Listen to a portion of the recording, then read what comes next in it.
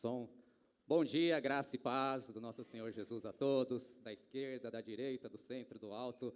É uma alegria estar com os irmãos e com as irmãs mais uma vez. Trago um abraço da minha família lá da Zona Leste também. E agradeço mais uma vez a oportunidade, Mano, Giz, aí de permitir que eu compartilhe também um pouco da palavra do Senhor com os irmãos. Muito obrigado. Antes de trazer a mensagem, o Mano me pediu, eu trouxe para o Mano esta cartilha aqui de Jesus e os direitos humanos. Jesus e os direitos humanos. Isso daqui é um produto de um curso de mestrado que acontece em Londrina, na Faculdade Teológica Sul-Americana. Eu acho que é uma das poucas faculdades cujo mestrado é reconhecido pelo MEC e mestrado também em missão integral também, né? Missão integral, que é bem a nossa linha também, né, Manu? E esse é um mestrado profissional que você tem que fazer um produto, porque é um mestrado que tem que ter um valor prático, uma aplicação prática. Não pode ser algo que você vai produzir e apodrecer numa biblioteca. Então, a irmã Michele, ela fez um trabalho que é Jesus e os Direitos Humanos, e fez esse produto aqui, que é essa cartilha. Ela é gratuita. Eu estou trazendo uma, que eu estou deixando com o Mano, e aqui atrás tem um contato de WhatsApp mesmo, que é da editora Descoberta. Eu acho que eles ainda estão fazendo isso, né? Não sei se mudou alguma coisa, mas por CNPJ eles mandam 10 gratuitas, e por CPF eles mandam uma. Se você quiser, é só entrar em contato e pedir. Eu acho que isso ainda está acontecendo. E o que é surpreendente do trabalho da Michele é que ela vai falar a respeito dos direitos do idoso, vai falar a respeito dos direitos da criança, vai falar a respeito do direito dos pobres. E que eu acho muito interessante é que, embora essa ideia de direitos humanos ela tenha acontecido somente no século XX, depois de 2 guerras mundiais sancionadas pela ONU, o fato é que os direitos humanos estão previstos na Bíblia Sagrada desde o Antigo Testamento. Desde o Antigo Testamento, a palavra do Senhor Deus fala a respeito do pobre, da viúva, do estrangeiro e do órfão. Então, já está tudo lá, e a humanidade dificilmente consegue fazer com que esses direitos sejam aí colocados em prática. Então é muito bacana um trabalho desse que reconhece, em primeiro lugar, que os direitos humanos eles estão na Bíblia Sagrada, no livro que nós chamamos de sagrado. Se você quiser uma obra também para estudar um pouco isso, eu sugiro Justiça Generosa, do Tim Keller, e também neste trabalho aqui, muito bacana, que compara trechos da Escritura com a legislação, inclusive, né? A legislação, seja dos direitos humanos reconhecidos mundialmente ou a legislação brasileira também. Então, vou deixar aqui com o Manu, se alguém tiver interessante, mas é muito bacana também. E a respeito da Faculdade Teológica Sul-Americana, eles têm um curso de mestrado muito legal, porque assim, é reconhecido pelo MEC, e eu, assim como o Manu, eu não sei, o Manu não é pastor tempo integral também, né? E os mestrados, geralmente as aulas dos mestrados são durante o dia e durante a semana. Então, para quem não é professor ou pastor tempo integral, fica muito difícil de fazer. O diferencial da FTSA é que os cursos presenciais, eles se dão em julho e janeiro. Então, se você conseguir se programar, você consegue fazer, são 2 semanas presenciais, em julho e janeiro, pelo período de 2 anos, e o resto é online, você faz online. Então, o preço também é menor do que se oferece por aí, porque a intenção realmente não é lucro, não é lucrar com isso, é preparar pessoas para o reino de Deus. Se você tiver interesse também, chama Faculdade Teológica Sul-Americana, fica em Londrina, e é um trabalho muito bacana, eu acho que vale a pena conhecer também. Eu não estou recebendo nada por isso, viu, pessoal? Estou falando porque eu acho bacana também. Pois bem, vamos então à palavra do Senhor, que será ministrada nessa manhã. Eu convido os irmãos a abrirem ou acompanhar pelo telão João capítulo 13, Evangelho segundo João capítulo 13. A versão que eu uso aqui é a NAA.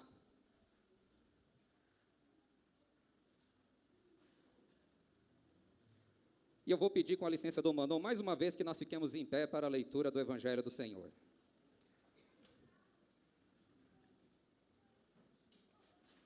Hoje é o domingo de Ramos, a entrada triunfal de Jesus em Jerusalém. O texto que nós vamos ler aqui, lava-pés, liturgicamente, ele acontece na quinta-feira. Quinta-feira, que é a quinta do lava-pés. E sexta-feira é a sexta da paixão, e domingo, o domingo de Páscoa. Então nós estamos na chamada Semana Santa. É uma semana em que nós voltamos nossa atenção de uma forma muito especial para aquilo que Jesus fez na cruz e na ressurreição que aconteceu no domingo. Vamos ao texto então. Diz assim a palavra do Senhor: antes da festa da Páscoa, sabendo Jesus que era chegada a sua hora de passar deste mundo para o Pai, tendo amado os seus que estavam no mundo, amou-os até o fim. Durante a ceia, já tendo o diabo posto no coração de Judas Iscariotes, filho de Simão, que traísse Jesus, sabendo este que o Pai tinha confiado tudo às suas mãos, e que ele tinha vindo de Deus e voltava para Deus, a Páscoa de Jesus, a passagem aqui, do mundo dos homens para o mundo de Deus novamente, levantou-se da ceia, tirou a vestimenta de cima e pegando uma toalha, cingiu-se com ela. Em seguida Jesus pôs água numa bacia e começou a lavar os pés dos discípulos e a enxugá-los com a toalha com que estava cingido. Quando se aproximou de Simão Pedro, este lhe perguntou: vai lavar os meus pés, Senhor? Jesus respondeu: o que eu faço, você não compreende agora, mas vai entender depois. Então Pedro disse: Senhor, nunca lavará os meus pés. Ao que Jesus respondeu: se não lavar, você não terá parte comigo. Então Pedro lhe pediu: Senhor, não somente os pés, mas também as mãos e a cabeça. Jesus respondeu: quem já se banhou não precisa lavar nada, a não ser os pés, pois quanto ao mais está todo limpo. E vocês estão limpos, mas não todos. Pois ele sabia quem era o traidor. Foi por isso que disse: nem todos estão limpos. Depois de ter lavado os pés, Jesus pôs de novo as suas vestimentas e, voltando à mesa, perguntou: vocês compreendem o que eu lhes fiz? Vocês me chamam de mestre e de senhor e fazem bem, porque eu sou. Ora, se eu, sendo senhor e mestre, lavei os pés de vocês, também vocês devem lavar os pés uns dos outros, porque eu lhes dei exemplo para que, como eu fiz, vocês façam também. Em verdade, lhe digo que o servo não é maior que o seu senhor, nem o enviado é maior do que aquele que o enviou. Se vocês sabem estas coisas, bem-aventurados serão se a praticarem. Vamos ler juntos o versículo 17, está aqui na tela? Vamos juntos. Agora que vocês sabem estas coisas, bem-aventurados serão se as praticarem. Amém. Podeis vos assentar em nome de Jesus. Amém. Graças a Deus. Que desafio esse texto, né? Como eu disse, durante esta passagem, é possivelmente uma quinta-feira, e Jesus, ele está com os seus discípulos, e é a noite em que ele institui a ceia, que nós celebramos aqui. Então, na quinta-feira, na Páscoa, existe aí algumas discussões de período, eu deixo para o Manô. Eu já vou direto para a aplicação, a exposição você pergunta para ele, porque ainda tem coisa para acontecer aqui hoje, então já vou direto para a aplicação. Mas é aquele momento em que Jesus está, antes de instituir a ceia, ele dá essa lição aqui, visual, dramática, nos atos, pelo seu corpo, antes de dar um ensinamento que vai para a mente. Vocês viram o texto, muito possivelmente eles chegaram no local para comer, para cear, e ali, não sei se vocês se lembram, não é uma mesa como essa daqui, é uma mesa um pouco diferente. As pessoas comiam inclinadas, então os pés estavam muito mais próximos da mesa. E, diante talvez do impasse dos discípulos, Jesus vai lá, é como se ele tirasse a camisa, cingisse com uma toalha, vai e lava os pés dos discípulos. Vocês sabem que Pedro é sempre aquele mais agitadinho, que fala: epa, o meu não, meio que querendo dar uma de bonzão, né? Dando uma de humilde.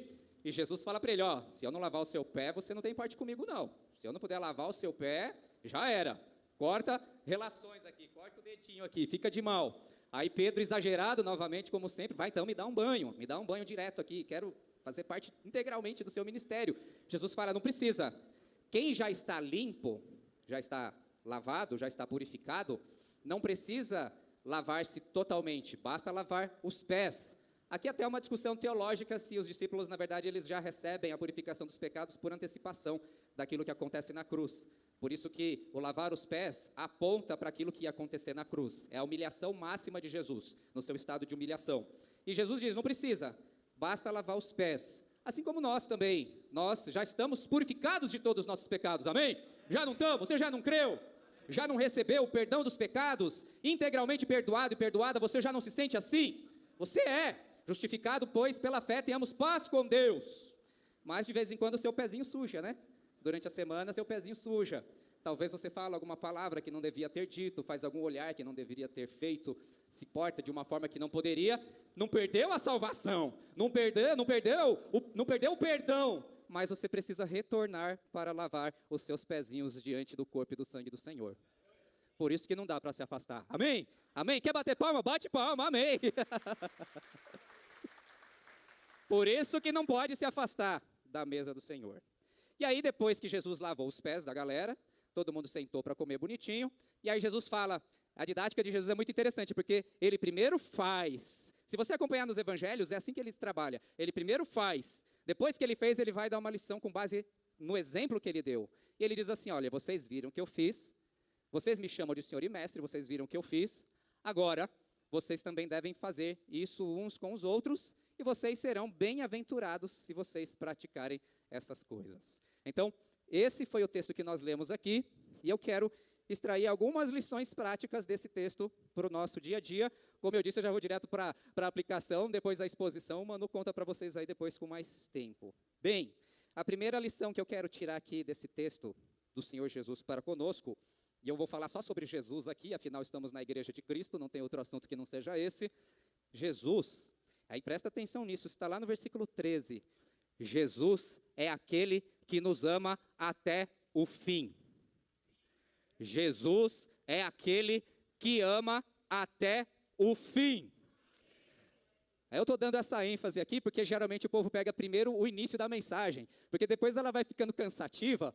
É que nem quando você faz musculação. Quem aqui faz academia? Alguém aqui faz academia? Ó, quanta gente faz academia. Academia é assim, o primeiro exercício é o que você pratica melhor, né? Então coloca primeiro aquele músculo que você acha que é meio fraco, já começa por ele, porque depois lá na quarta, quinta exercício você já está cansado. Então por isso que eu digo aqui já de cara, Jesus é aquele que ama até o fim. Está lá no versículo 1 do capítulo 13, na parte B.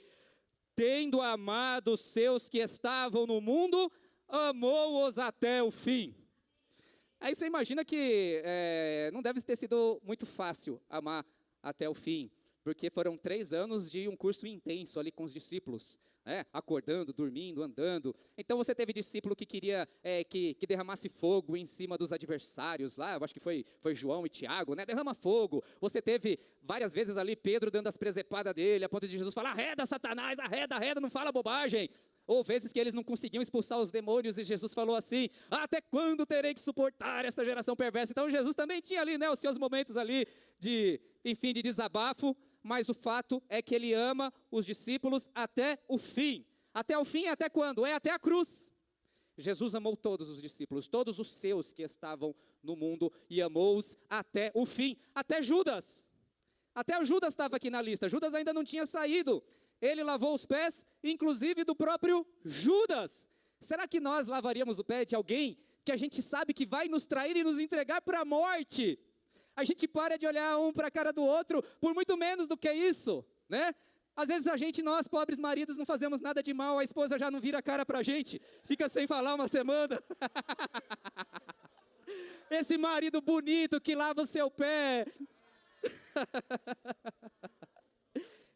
É isso que torna, né?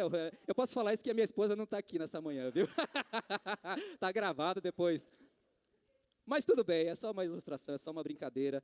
O fato é que Jesus não fez discriminação. Ele lavou o pé de Judas, que iria traí-lo, de Pedro, que iria negá-lo, não é? E dos demais que iam deixá-lo sozinho para morrer. Então, ele lavou os pés deles até o fim. Agora, isso não significa que ele amou os seus apenas que estavam no mundo, porque lá no capítulo 17, ele faz uma oração sacerdotal, que era não somente por esses que tinham crido, mas por todos aqueles que iriam crer também. Então eu posso dizer que Jesus não somente amou aqueles, mas amou a todos nós até o fim. Por isso que nós estamos aqui nessa manhã, porque nós fomos amados por Jesus até o fim. Essa é a mensagem da cruz. Jesus foi à cruz por mim e por você até o fim, ele não desistiu. Ele poderia, isso que precisa ficar claro, Jesus não era obrigado a ir para a cruz. Não era obrigado. Se o Senhor tivesse decidido, vamos encerrar esse projeto ser humano Homo sapiens, vamos encerrar este projeto e começar outro, e não tivesse tido morte de cruz por nós, ele continuaria soberano, bondoso e amoroso como sempre foi. Então, Jesus não precisava ter ido, mas ele foi até o fim, porque o maior sinal de amizade que alguém pode ter por outro é dar a vida pelos seus próprios amigos. Então, nós estamos diante de uma fé numa pessoa que deu a vida para nos salvar. Allan Kardec era muito inteligente e não deu a vida para te salvar. Buda era muito espiritual, não deu a vida para te salvar. Maomé era um guerreiro, mas ele não deu a vida para te salvar. Martin Luther King foi um grande defensor dos direitos humanos, mas ele não deu a vida para te salvar. Malcolm X era muito inteligente, mas ele não deu a vida para te salvar também. Confúcio também era um grande filósofo, não deu a vida para te salvar. Mas Jesus Cristo, Filho de Deus, nos amou até o fim e deu a vida para nos salvar. Louvado seja Cristo, glória a Deus por isso. Aleluias. Então, se Jesus nos amou até o fim, eu digo nessa manhã, ame aquelas pessoas que Deus colocou na sua vida até o fim. Ame até o fim. É um desafio. Ame até o fim. O que tem acontecido que nós não temos conseguido amar até o fim? Cônjuges não têm se amado até o fim. Pais não têm amado os seus filhos até o fim.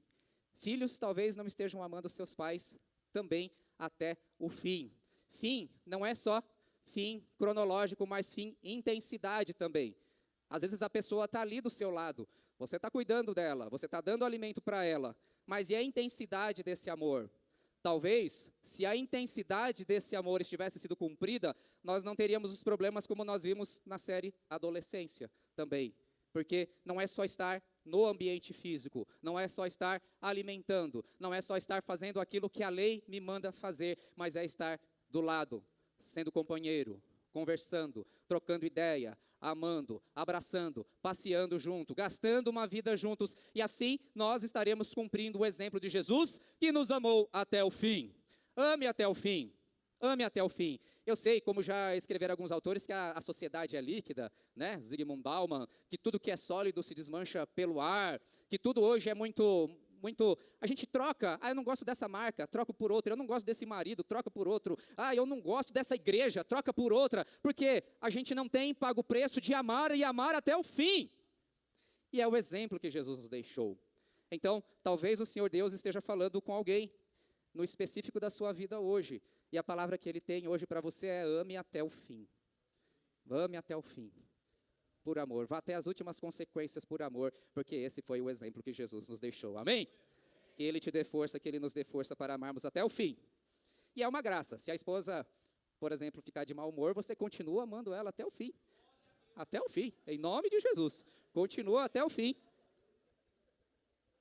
Essa é a hora de paparicar, dar beijinho, presentinho, e é isso aí, e é uma delícia, glória a Deus por isso, viu? Minha avó dizia, graças a Deus, que Ele colocou alguém na nossa vida para brigar com a gente. Graças a Deus. É muito bom. Outro aspecto de Jesus aqui, é que Jesus é aquele que serve. Vamos dizer juntos? Jesus é aquele que serve. E aqui, eu retorno ao que eu estava dizendo no começo. A remontagem histórica do acontecimento é basicamente assim. Vocês sabem que foi ali cedido um espaço no cenáculo para eles comerem, e parece que era um costume da época, quando você era convidado para um almoço, assim, para algum ato de comensalismo, quando você chegava no lugar, tinha um escravo que lavava os seus pés. Por quê? Na hora de comer, a mesa não era como essa que a gente senta hoje em dia, e eu estou aqui e ninguém vê o pé, né? A gente conversa olhando um para o outro, e ainda bem que é assim, né? Hoje é mais confortável, você tem uma cadeira, etc. Mas naquele tempo, as pessoas elas sentavam inclinadas. Se for, parece que pode ser algo parecido com o que era o chamado triclinium. Triclinium de inclinado. Então, você comia inclinado, você tinha um assento que você sentava e a mesa era um pouco mais baixa, ou assim e tal. Então, você percebe, e a mesa talvez fosse em formato de U. É bem provável que seja isso, porque nessa mesa você tinha até os lugares certos para as pessoas por nível hierárquico. Por isso que Jesus fala no Evangelho, quando você for convidado, não vai se assentando nos primeiros lugares para depois você passar um carão, né? Falar, esse lugar não é seu não, tá viajando, tem outro mais importante que você, aí você tem que ir lá para o final, né? Então parece que era esse sistema mesmo, tinha um lugar certo para as pessoas sentarem, lugar de honra. E o pé ficava muito perto ali da comida, então você imagina, você está ali, sei lá, com um frango, um estrogonofe, alguma coisa, aí você olha para o pé do Pedrão, todo sujo de areia, esterco de cabrito que tinha no deserto. Então não ficava legal, né? Então você imagina o carão, os caras chegaram lá no lugar, onde está o escravo que vai lavar os nossos pés? Todo mundo ficou olhando assim. Onde está o escravo? Acho que não tem nenhum escravo aqui. O Senhor Jesus não é bom anfitrião, né? Nem colocou um escravo aqui para lavar nossos pés. E aí o texto diz que eles já foram sentando já. Sentaram. Eu imagino que Jesus ficou assim olhando. Eu estou com essa galera aqui há 3 anos, vamos ver se eles aprenderam alguma coisa. Ninguém aprendeu nada, porque todo mundo já tinha sentado. Quando eles se sentaram, aí Jesus se levanta, tira a sua camisa na frente de todo mundo, cinge com uma toalha e começa a lavar os pés uns dos outros. Onde está o escravo? Jesus foi o escravo.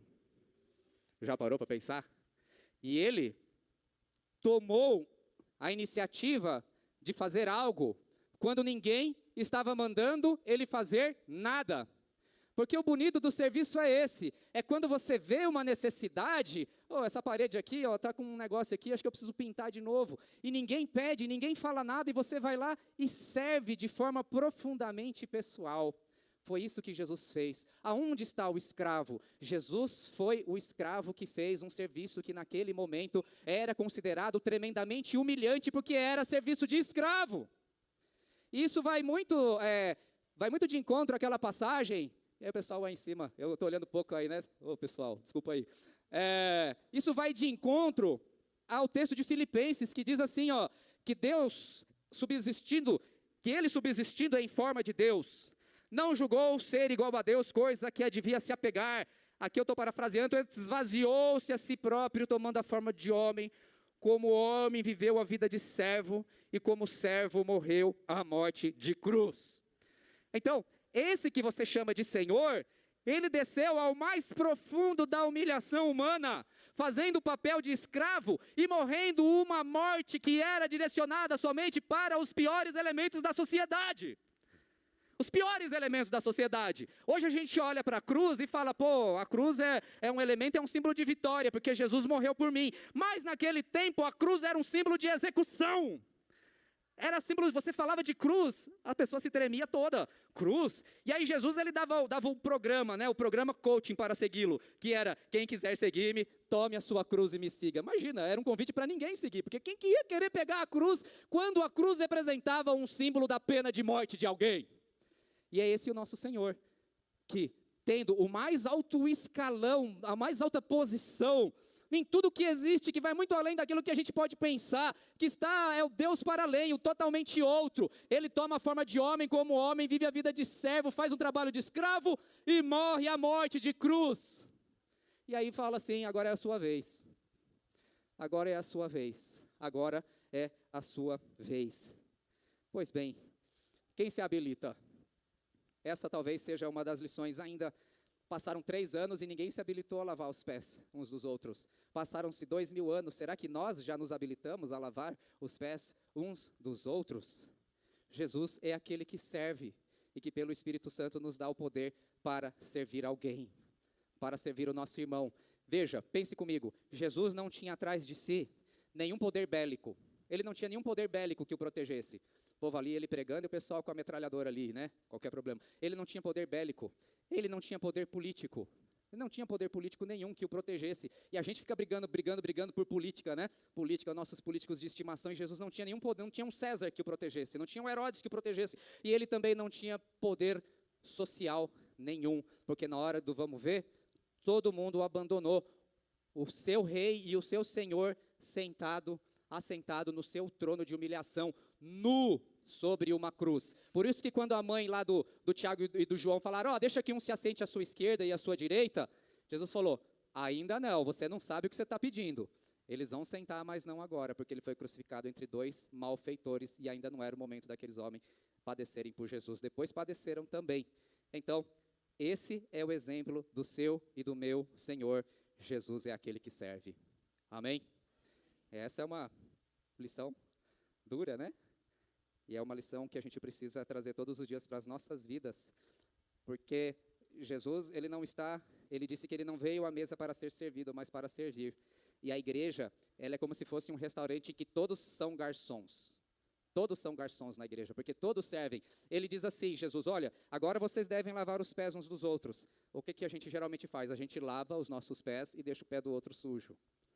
Mas a igreja é o lugar que deveria ser o lugar em que todos servem a todos. Que esta continue sendo uma casa assim em nome de Jesus. Amém. Bem, e aí, Jesus é aquele, vou usar um termo forte aqui, que Jesus subverte a ideia de liderança que existia naqueles tempos e que eu acho que ainda existe hoje em dia também. Jesus subverte a ideia de liderança. Por que você diz isso? Quando Jesus foi lavar os pés dos discípulos, eu sou o terror, né, de que quando fica filmando, porque o pregador pentecostal não fica parado, né? O cara não fica parado, tem que ficar, desculpa aí, se eu ficar parado, vocês dormem. O pessoal fala lá na Manaí, fica quieto, velho, eu não fico quieto, meu. Bem, Jesus, ele subverte a ideia de liderança, porque quando ele foi lavar os pés de Pedro, pensa aqui comigo, Pedro disse, os meus pés não, os meus pés o Senhor jamais lavará. Por quê? Porque na cabeça de Pedro, líder não lava o pé de ninguém.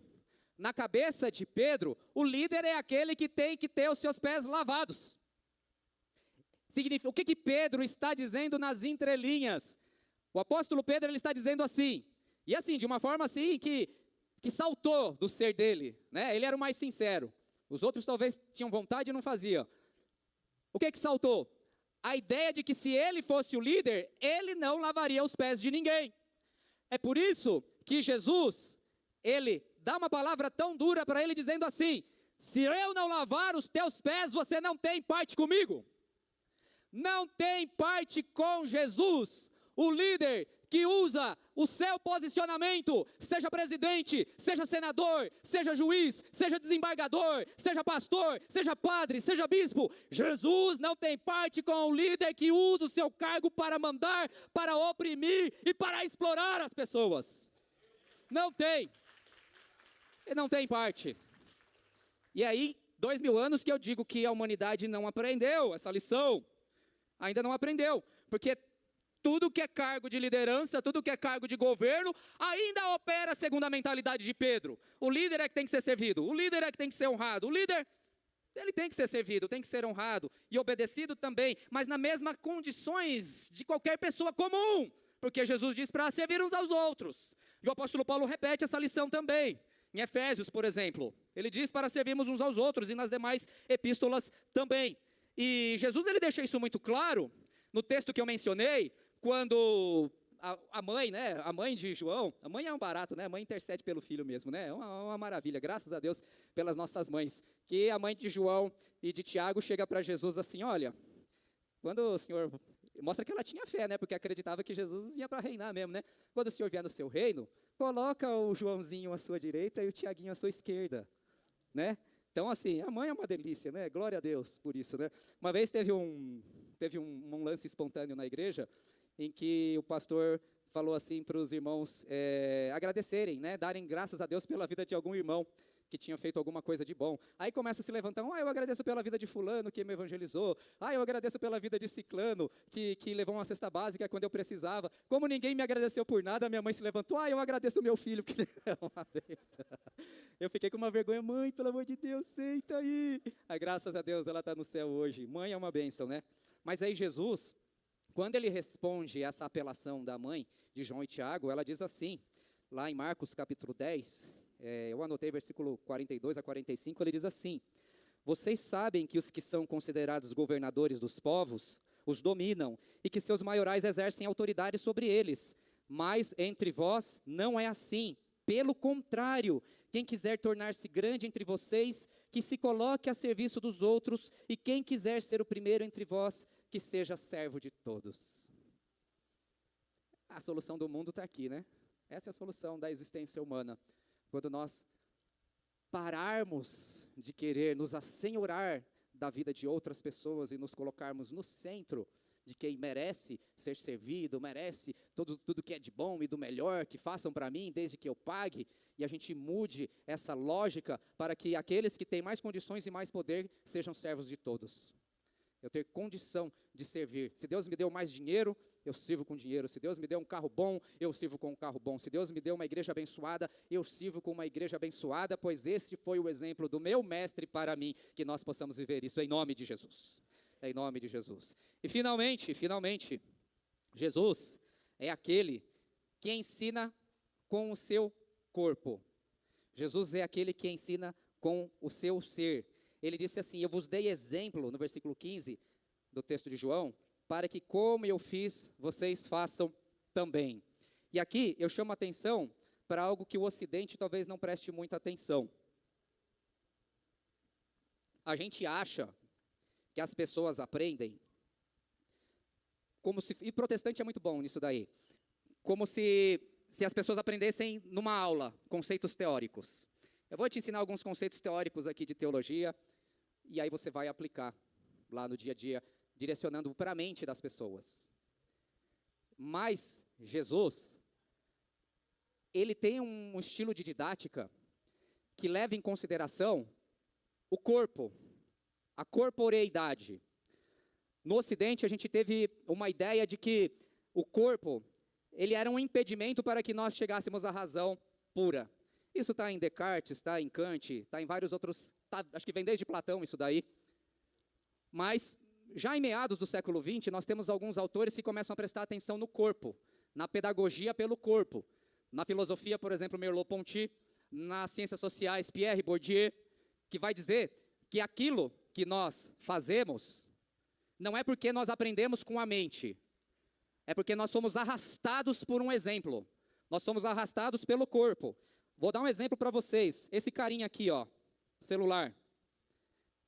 Todo mundo aqui. Quem aqui não tem celular? Aqui. Levante a mão. Quem está sem celular, levante a mão. Ninguém. Você não fez um curso para dizer o que é celular. Você fez? Você não ouviu uma cosmovisão que te dizia que andar com celular era melhor do que estar sem celular. Você, sem você perceber, todos, hein? 100%, eu achei que tivesse alguém aqui. Ninguém, nem eu. Nós fomos arrastados por práticas culturais a termos este aparelhinho aqui no nosso bolso, a ponto de achar que se nós sairmos de casa sem ele, é como se um pedaço de nós estivesse faltando. Por quê? Porque nós aprendemos, não porque foi dado um curso, nós somos arrastados por uma liturgia cultural e nós incorporamos. Jesus, veja, quando ele dá esse exemplo de vida, ele dá pelo corpo. Ele entra numa sala em que ele não diz palavra nenhuma, não diz nenhuma palavra. Ele simplesmente vai lá e age. Ele realiza um ato. E assim foi o ministério todo dele. Ele realiza atos de cura, atos de misericórdia. Ele abraça, ele anda entre os pobres, entre os doentes, entre os desvalidos. Ele multiplica pães e peixes, ele ressuscita o morto, ele vai ensinando com a prática. E depois ele ensinava alguma coisa com os lábios, que correspondia àquilo que ele já tinha feito. Isso me faz lembrar de um ditado que fala assim: o ensino é bom, mas o exemplo arrasta. O exemplo arrasta. Então, na adoração, na vida cristã, presta atenção na corporeidade, no seu corpo. Porque eu ou outros pastores, nós podemos ficar falando aqui uma série de lições teológicas maravilhosas, mas se vocês não virem na minha prática corpórea aquilo que eu estou ensinando, pouca diferença vai fazer na vida das pessoas. Eu achei muito legal, esses dias, minha filha também tem celular, né? E aí ela compartilhou comigo, no nosso grupo de família, ela compartilhou assim, era 6 horas da manhã, Giz. Aí ela compartilhou, falando assim: pai, me lembrei dos dias que você acorda mais cedo para estudar. E postou ela estudando, fazendo a devô. Ela falou, os dias que você acorda mais cedo para fazer a sua devô. Isso é devô, é devocional. Então, em verdade eu vos digo, não teve um dia da vida da minha filha que ela não me viu estudando. Não teve um dia da vida da minha filha que ela não me viu lendo. Não teve um dia da vida da minha filha que ela não me viu orando. E é isso que fica na mente das pessoas. Então não adianta você, papai e mamãe, falar assim: filhinho, você tem que estudar, filhinha, você tem que estudar, tem que fazer aquilo, sendo que ele nunca viu você fazer. Ele nunca viu você fazer. Ele até pode fazer, com base em exemplo de outras pessoas que ele viu, mas ele não viu de você. A oração, ele não viu de você. A prática da caridade, ele não viu em nós. A prática de boas obras. E Jesus é alguém que antes de ensinar alguma coisa, ele se certificava que ele mesmo tinha feito. Então, o maior sinal de amor não está nas palavras. Palavras também, não é jogar fora as palavras, mas está no corpo, está no abraço. Quem aqui tem filho criança? Aqui, ó. Aqui. Não tem? Às vezes o pai às vezes não pega, quando é bebê, a criança, e fica fazendo uns negocinhos até arrancar uma risada, não fica? E aí a criança se racha de rir, se esborrar. Por quê? Ele aprendeu a rir, e o que é engraçado, sem precisar saber um conceito do que é humor. Por quê? Porque o aprendizado humano vem pelo corpo. E Jesus ensinou pela corporeidade. Por isso que nós partilhamos da comunhão do seu corpo e sangue. Por isso que a igreja é o corpo de Cristo. E por isso que todos nós, unidos em Cristo Jesus, hoje podemos dizer que fazemos parte de um único corpo, porque consumimos de um único pão. Como disse o apóstolo Paulo em 1 Coríntios 10:16. E é isso. Então, que acima das nossas palavras, também o exemplo dos nossos corpos. E aquilo que você gasta mais tempo na sua vida, quando não tem ninguém te obrigando a fazer nada, é onde mostra onde está o teu tesouro e o teu coração. Aonde você gasta mais tempo, não, às vezes você gasta mais tempo no trabalho, óbvio, você é obrigado a fazer isso, mas quando ninguém te obriga a fazer nada, aonde você coloca o seu corpo, é ali que mostra onde está o meu e o seu coração, que nós possamos ensinar com o corpo também, em nome de Jesus. Amém? Leve em consideração, vamos levar em consideração isso, que nós ensinamos muito mais com os nossos corpos e com nossas atitudes do que com as nossas palavras. Então, recapitulando aqui o que eu disse, eu falei para vocês que Jesus é aquele que ama até o fim, que nós possamos amar até o fim. Jesus é aquele que serve, que nós possamos servir também. Jesus é aquele que traz um conceito novo de liderança, que é a de servir e não explorar, e não mandar, e não dominar a vida das pessoas. Com isso acabava aqueles traumas, né, que a gente discute nos grupos. E Jesus é aquele que ensina com a sua corporeidade. Que Jesus Cristo, o Filho de Deus, possa ser exemplos para mim e para a sua vida, hoje e para sempre, em nome do Pai, do Filho e do Espírito Santo. Deus abençoe, amém.